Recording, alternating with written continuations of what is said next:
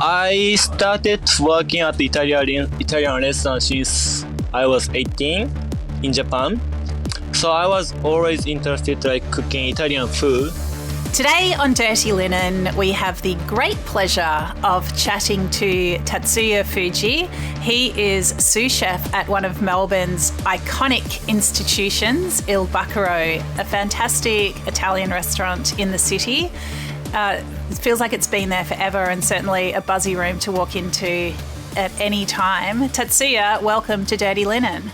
Thank you so much, Dani. Now, Tatsuya, I know that you're not Italian, but we can say ciao, right? Because Yeah, of course. I keep using ciao, actually. You're very adept with Italian food and culture. Tell us a little bit about your work at Il Bacaro. Sure. So I started working at Il Bacaro 2 years ago. I am sponsor from them. And been working as a sous chef for like 2 years. Fantastic. And tell us some of the, iconic processes or dishes that are always going on at Il Bacaro. I would say that probably the spaghetti with molten bay bugs is the iconic dish from Il Bacaro, which is just cook the garlic and chili and anchovy and put some fish stock and white wine, reduce it, and put spaghetti in it and just cook it. So pretty simple. And what do you love about that dish? Well, it's just pretty simple. Like the ingredients is just molten bay bug and garlic, anchovy, and chili, and spaghetti. That's it. But tastes really good.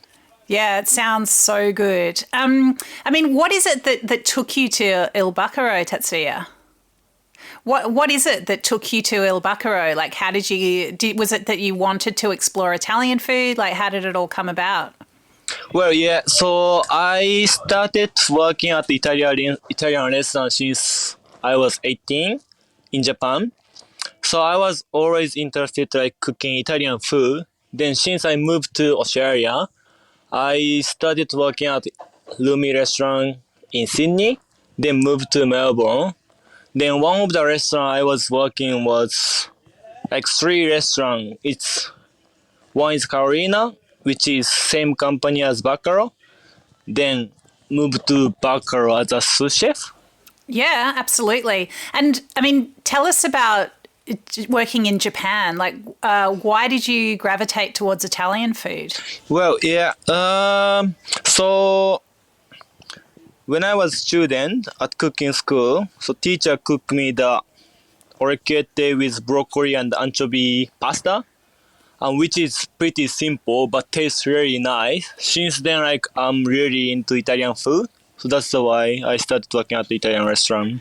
I love it. And why did you decide to come to Australia?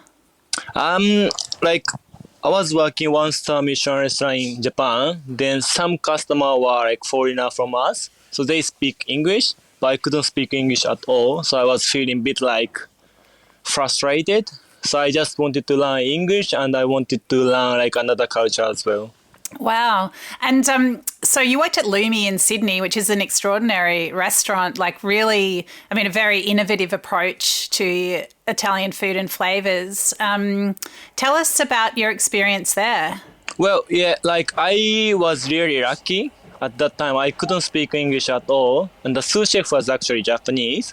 So when I went there as a customer just by myself, sous chef asked me if I wanted to work at Lumi. Then I was like, fuck yeah, Then I started working at Lumi restaurant. I loved their food, but always was very pressured. It's too hot restaurant, of course. But then I was working holiday visa, so I had to work only the 6 months. Then had to move to the other place. That's why I quit the restaurant. Yeah, got it. Some of those visa conditions really impact career choices. So a working holiday visa, so like a backpacker, you can only stay in one place for 6 months. Was it important?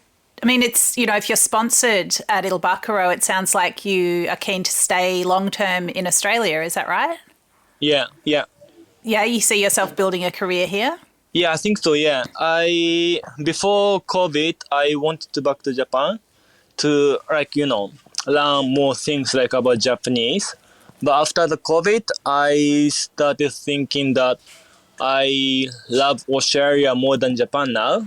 So like I kind of want to live in Australia. Wow. What would you say, what sort of things do you consider when you think about the two countries? How would you describe the differences? Like Japan is, I mean, of course I was born in Japan, so like I love Japan. But working in Japan is not really good life balance. Like you work hard, but you don't get much things. Just you work 6 days per week, morning to the night, and you just have one day off, which is not really good life balance, right? Then I learned Australia has very good life balance. That's why I chose probably Australia. So interesting. And what about can you compare Italian food as it is in Japan and Italian food in Australia? Well, yeah, so Japanese cook Italian food for Japanese people. So which is, we call it itameshi, like Italian food but cooking for the Japanese people. So it's very, not like classic at all, like very, let's say, fusion. Like, of course, using Japanese ingredients and cooking Italian food, but it's not very traditional. If Italian people eat that itameshi Japanese Italian food, they probably mad at people. It's really interesting. I mean, are there many Italian chefs in Japan? Well, yeah, a lot of Italian chefs actually work in Japan too, and they cook Italian food, but it's probably for Japanese people. And what's your impression of the Italian food here? Well, like here, Australia has like a lot of mixed culture. So I think Italian people cook Italian food for Australian people and other like Italian, like original Italian as well. That's I think that's very different from Japan. And do you think that there's, can you see connection points between Italian cuisine and Japanese cuisine? Things that are, the approach to ingredients or techniques or anything like that? Technique-wise, I'm not really sure, but like we eat noodle a lot, of course. Like ramen, soba, udon, like a lot of noodle. Italian eat pasta, which is quite similar. Probably risotto as well. We eat rice a lot, but Italian eat risotto as well. Yeah, but the rice is so different, isn't it, in the two cultures? I mean, pretty different, but yeah. Well, I think, in some ways, I think the focus on beautiful ingredients carries across both cultures, and that things are very seasonal, I think is quite similar. Well, yeah, like focus on like seasonal veggie or seasonal food is very important. Yeah, both Italian and Japanese cuisine. And I think also the regionality of the food, you could also find connections there. I think Italian food is very specific to regions, and so is so much Japanese food, where the food changes from town to town. Yeah. Yeah, so many dishes that are specific to a particular place, or even styles of restaurants that are specific to different places in Japan. Yeah, it's a sort of endlessly interesting to puzzle over. I mean, what do you think of Japanese food in Australia? Well, some of the restaurant does pretty classic Japanese food in here, but most of the Japanese food is like very fusion-ish Japanese food, which I don't hate at all. I like it, but it's not like classic.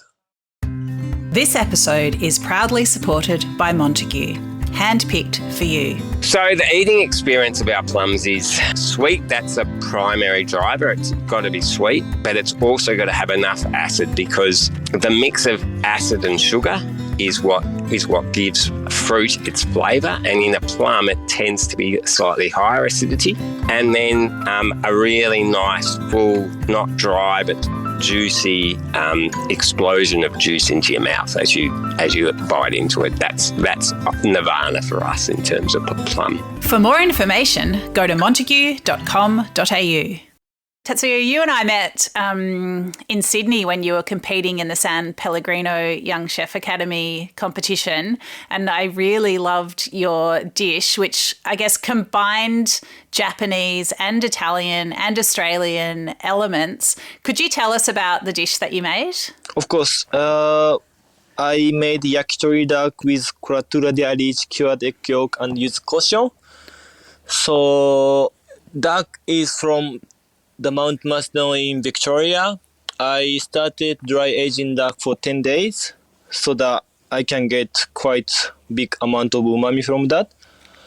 Also, so which is just using Australian ingredients.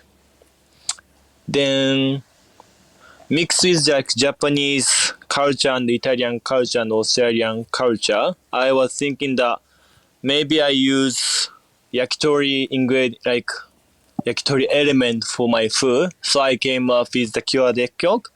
So I cured the egg yolk with curatura di alice, which is fish sauce from Italian, and for 60 degrees for 1 hour. So get like fishy umami flavor into the egg yolk. And also I made yuzu kosho, which is fermented chili with lime skin and lime juice. And I mixed with finger lime using Australian ingredients, so that like pretty mix, like sort of like Japanese, Italian, Australian culture, like mix everything into one dish. Yeah, I mean, I have to say the dish looked amazing. I love the ideas behind it, and it was also delicious. I was lucky enough to try it. What was it like for you to think about all these different influences that you have and to create a dish that plays into all of them? So like right now I'm working at the Italian restaurant. Like I can create Italian dish, but it's not like what I really want to do in my future. So this is the time that I had a chance to create my really own dishes. So I just wanted to put like all of my experience into one dish. That's why it came up this dish, I think. And what was the process of competing like for you? Well, that was very like, I would say pressure, but only the beginning was I was feeling the pressure. But once it start prepping and start cooking with people, I started to enjoy the moment. So I could see that the other young chefs started like prepping I've like started prepping which I've never seen before. So I could see like new experience from that. So I was really enjoying it. That's so good because the start times were staggered for the chefs and you were really close to the beginning, right? Yeah. Yeah. I remember watching you cut up the duck and just it was really a pleasure to watch how skilled you were in doing that. But yeah, it was almost like you were on stage by yourself because you started so early. And then as people came and, joined you in the competition in the kitchen, it must have felt like you weren't so alone. Yeah, at that time I was just worried about just don't slice my finger or something. Yeah. It was really nice that your head chef, David Dele, was there supporting you. How important is it to have a mentor that helps you realize your own creative visions? Well, I think Dave and I have like very strong connection. We've seen more than 3 years, I think. Then like being like Dave being the stadium like just makes me calm and focus on what I can do. So like pretty big person, I think, for me. That's so good. And I mean, you mentioned that you've got ambitions for the future. How do you see your career progressing? Well, so I'm not really sure actually. Probably just first things I probably apply the PR first. Once if I get PR, for now I want to open my own restaurant, but we'll see it. Yeah, plenty to get on with in the meantime. Yeah. Yeah, fantastic. Have you got any other dishes up your sleeve that combine Japanese and Italian techniques or flavors? You mean in Il Bacaro? Well, do you do any at El Bacaro? Are you able to put in any of your Japanese influences? Yeah, so like head chef is pretty open mind with like combining any like culture things. So but like the food need to be Italian. So I can add like let's say miso, sesame or like sake, whatever. I can put through the dishes, but the food just need to be Italian food. So that's the rule. So I can add any ingredients. Oh, that's really interesting. So give us some examples. Like, where do you use some of these Japanese ingredients?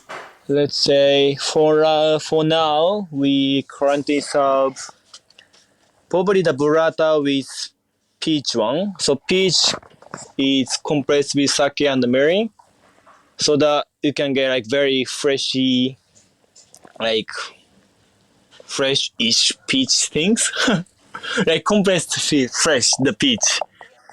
And also currently serve the tartar probably, which is the minced tartar with bone marrow sauce and cooked beetroot served with sesame trail. So that it's very unique combination. And also, sorry, the kaffir milk and the mint oil. Once like sounds very weird, but once you try everything, it's gonna work just fine. So pretty interesting. Yeah, it sounds so good. And what does it feel like to you when customers enjoy your dishes? Well, this is a bit sad for us. We can't really see the customer's face because it's like closed kitchen. It's not open kitchen like some restaurant does. So we just can hear from the waiter that if they enjoyed or not, you know. Do you get good feedback on those dishes? Well, we ask, of course. Then the front of house people say, yeah, they enjoyed it, but we not sure like how much they enjoyed. Oh, that's really sad. Okay, so customers, you have to remember to give specific praise to the waiters when the... No, but still, like, customers sometimes see us to the front to say, like, I think your food was amazing or something. So I was like, we were really happy if customers say like that. Yeah. Well, for you, Tatsuya, I mean, what are the pleasures of being a chef? What do you like about your job? I think just I like cooking, and I'm doing like whatever I like to make customer happy or to make people happy. This is probably the most enjoyable things for me, like this career. Amazing. Well, I have no doubt that you're going to continue to make people very, very happy for decades to come. It's really lovely to connect with you and to experience your creative approach to cooking. Congratulations on everything you've achieved so far, and I look forward to watching your star continue to rise. Thank you so much for chatting today. Thank you so much. This is Dirty Linen, and I'm Dani Valent. We air the issues that the hospitality industry finds hard to talk about, hearing from different people with unique perspectives. We want to hear from you as well. If you have something that needs to be said about a topic, get in touch so we can include your perspective. Contact us at dirtylinen@deepintheweeds.com.au or hit us up on Insta at Dirty Linen Podcast. We can't wait to hear from you. This